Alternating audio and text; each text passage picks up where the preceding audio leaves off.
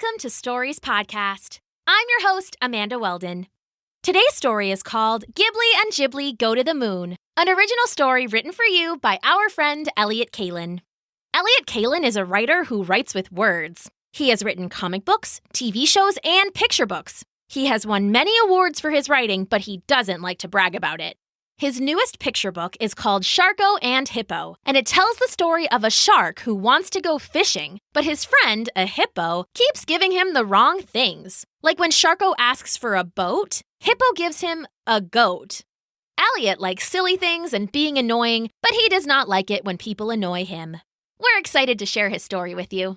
This month, we'll be donating all the profits from this episode to the Native American Heritage Association, a nonprofit organization that provides support to Native American families in need living on reservations in South Dakota and Wyoming. We'll include a link in the show notes if you'd like to check them out. Gibbly and Gibli Go to the Moon by Elliott Kalan. Gibbly and Gibli were brothers, or maybe cousins, or perhaps just best friends. Nobody knew for sure. Not even Gibbly and Gibli. All anyone knew for sure about Gibbly and Gibli is that wherever Gibbly went, Gibli was sure to follow, and vice versa. Gibbly and Gibli were always hatching big plans. Gibli liked to say he was the brains of the operation. Gibbly, however, disagreed. He felt he was the brains of the operation, but really, they were both wrong. There were no brains of the operation. On a bright, sunny morning, Gibbly and Gibli were playing in the yard of their small, neat home. They were playing baseball. Gibbly was throwing the ball, and Gibli was trying to hit it with a base. It was very difficult. "I wish we were playing bat ball," said Gibbly. "It's a lot easier to hit a ball with a bat." "But we're not playing bat ball," pointed out Gibbly. "We're playing baseball, so you have to hit the ball with a base. Besides, how would we catch a bat? They only come out at night when we're sleeping." Gibbly thought to himself that Gibli had made two very good points there. "You've made two very good points there," said Gibbly. "Thank you, Gibbly," said Gibli. "Now get ready for this next pitch." Gibbly gripped the baseball strongly in his hand. He swung his arm in circles, faster and faster and faster. Gibbly was impressed. This was going to be some amazing pitch. He gripped the base strongly and prepared to swing it at the ball. This needed to be some amazing hit. Gibbly let go of the ball. It went flying in the wrong direction. He had let go of it too early when his arm was swinging away from Gibbly. The ball soared into the air until it was just a tiny little speck, and then it disappeared. Gibbly and Gibli couldn't see where it had gone. "Wow!" shouted Gibbly. "What a throw! Did you mean to do that?"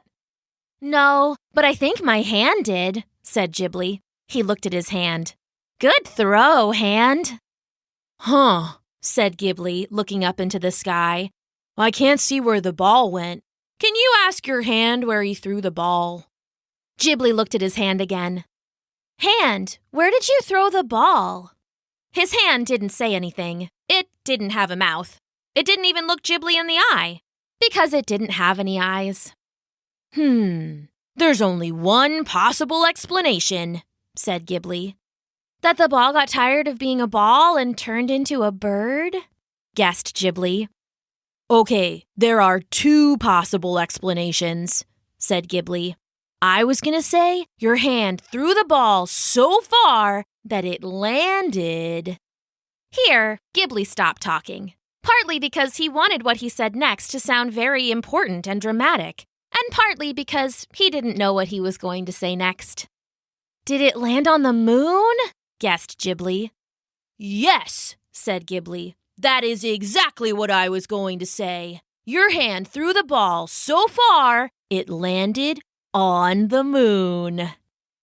This made Gibbly sad.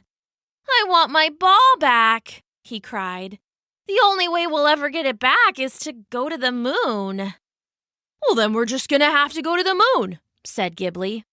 This made Gibbly happy. He'd always wanted to go to the moon ever since they first started talking about the moon a few seconds ago. "Yes, we're gonna go to the moon, and we'll get our ball back, and maybe we'll make friends with a moon cat. That's a cat that lives on the moon. Oh, I know what a moon cat is, said Gibbly. And yes, that will probably happen.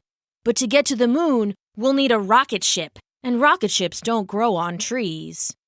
Are you sure? Asked Gibbly as he looked into the branches of the big oak in their yard. Well, maybe they grow on rocket trees, but we don't have a rocket tree. That's a pig nut hickory tree, which means only pigs grow on it, said Gibbly. We'll just have to build a rocket ourselves.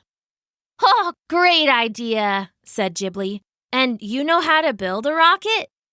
Well, not exactly, said Gibbly. I was hoping you knew how to build a rocket. Do I know how to build a rocket? Asked Gibbly. He took a few minutes to think through all the things he knew how to do. How to bake a pie, how to pet a dog, how to climb most of a tree and then fall down. But no, he did not know how to build a rocket.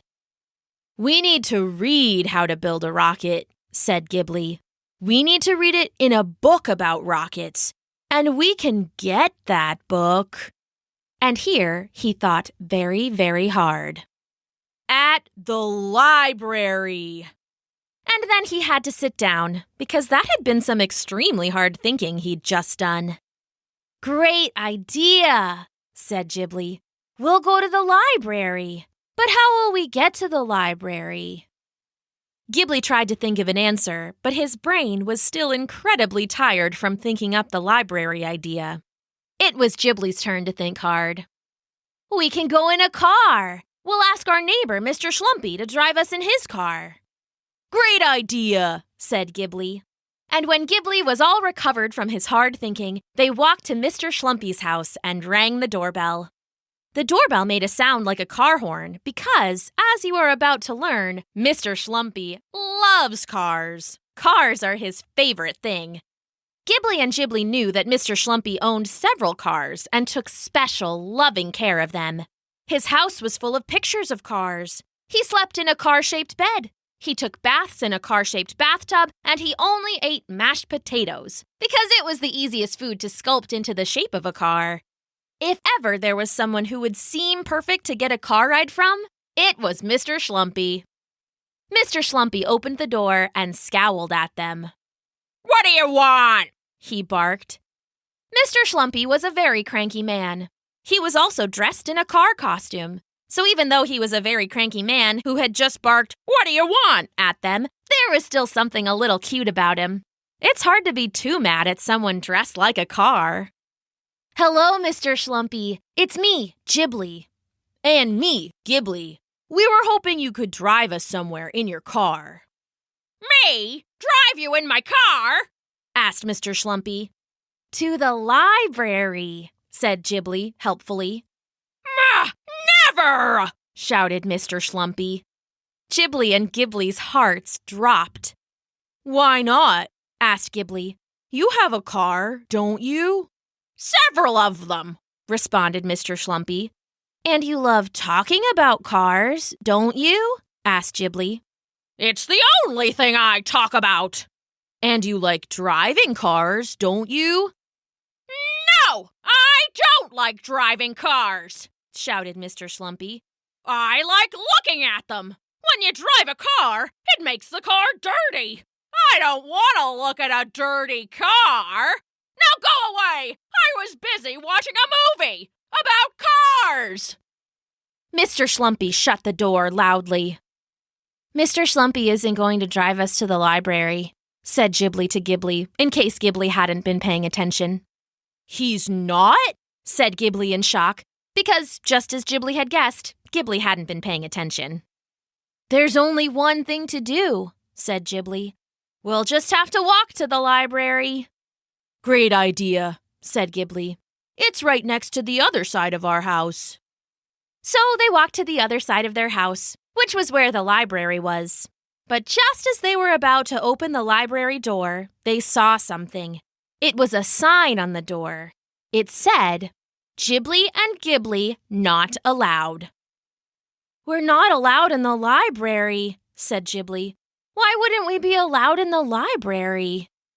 Huh, said Gibbly. I remember the librarian telling us that we weren't allowed in the library anymore. But why?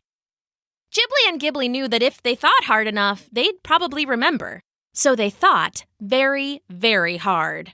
And they did remember. But for some reason, they remembered it as a song.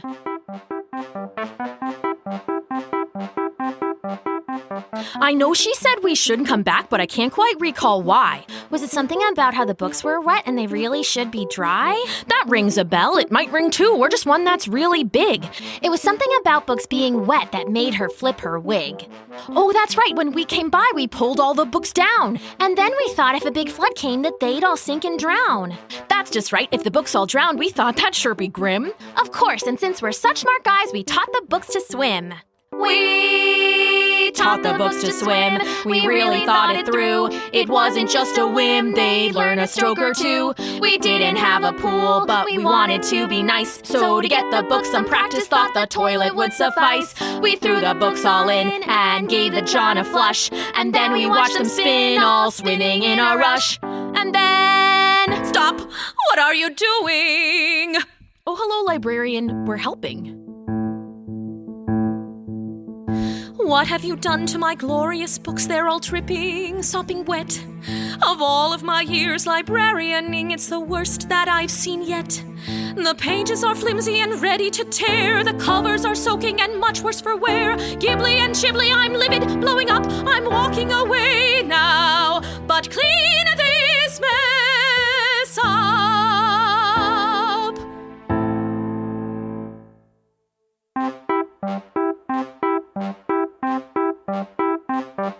She seemed really mad at us. We only tried to help.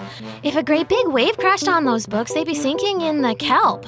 Maybe she just didn't understand our vision. There's absolutely nothing worse than drowning science fiction. We did our best to clean the mess. I know we really tried. We promised her for sure to get all the books dried. But there isn't much for drying in our modern libraries. So we tore the page for towels out of all the dictionaries. We taught the books to swim, and then when we were through, we wrapped them all up in the dictionary too. We thought we did so well, hit the nail right on the head. But when she came on back, the librarian, she said, "Stop! What are you doing now?" Oh, hello, librarian. We're helping still. I didn't think it possible, but now you've made it worse. Every child is a blessing, but you two are a curse. Some books are soaked and some are ripped, and pages were flushed during their dip. Gibbly and Gibli, I'm angry, no doubt, so I'll ask you to leave now. Please see yourselves out, and this time, do not come.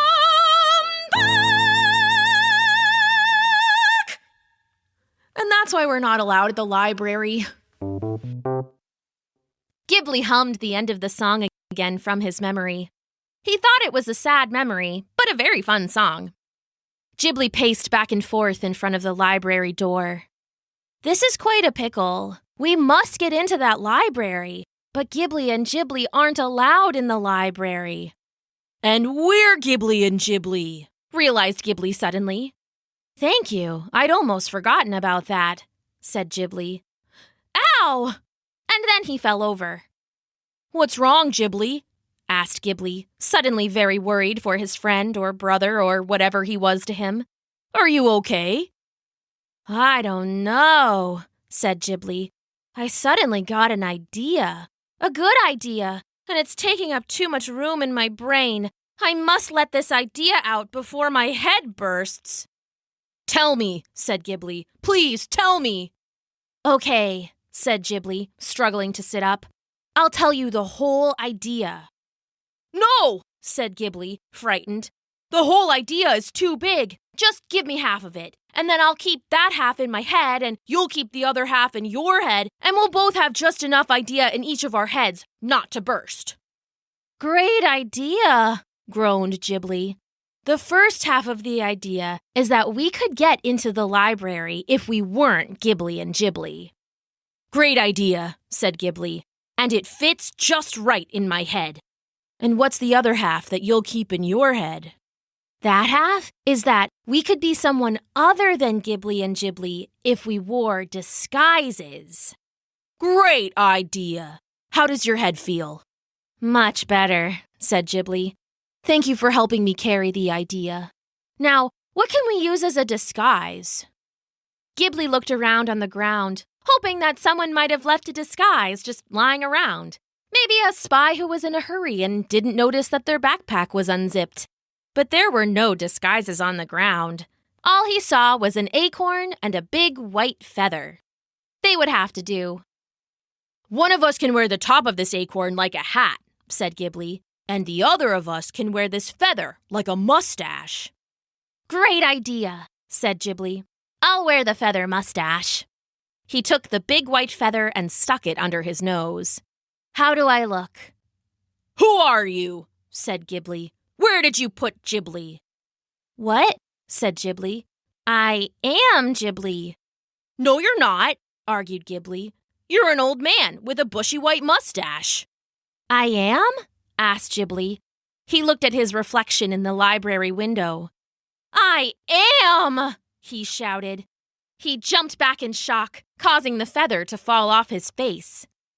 Gibly, said Gibbly in relief as he hugged Gibly tightly. You're back! A man with a bushy white mustache was here and he said he was you, but I knew he wasn't. Oh, maybe you should wear the feather mustache and I'll wear the acorn hat, said a frightened Gibly. They switched disguises, and this time Gibly shouted in fear. Now Gibbly is gone, and the old man with the white mustache is back. But I'm Gibbly, said Gibbly. Oh, no, strange old man, said Gibly. We're not falling for that one again. I'll tug you by the mustache and you'll take me wherever you've put Gibbly. Gibly reached out and tugged on the mustache, which came off Gibbly's face easily since it was just a feather stuck in his nose.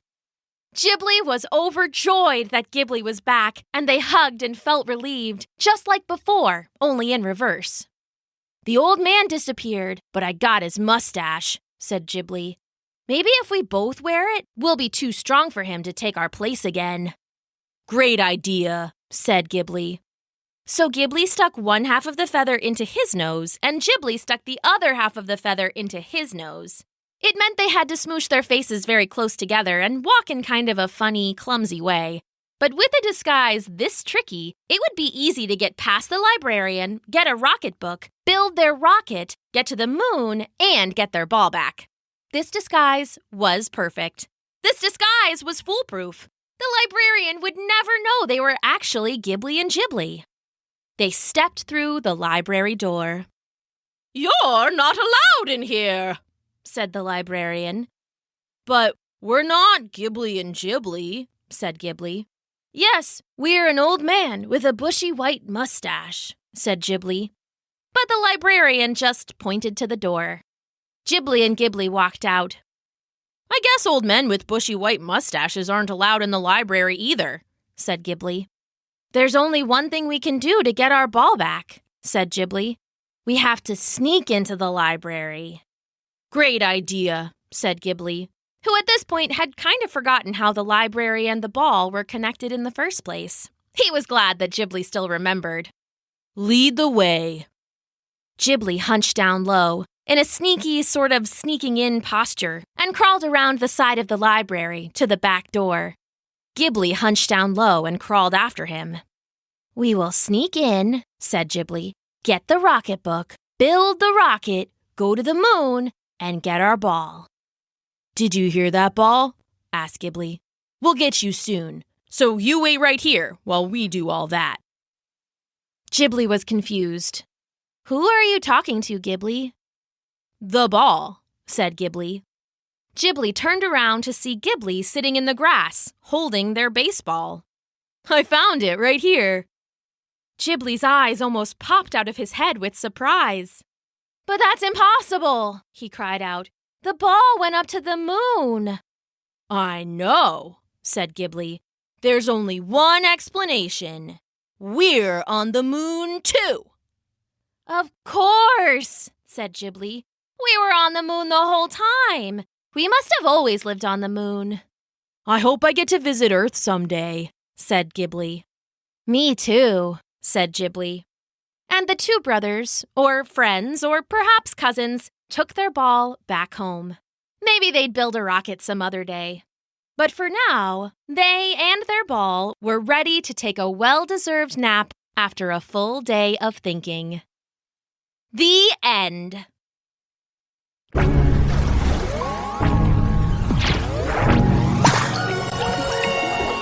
Thanks for listening.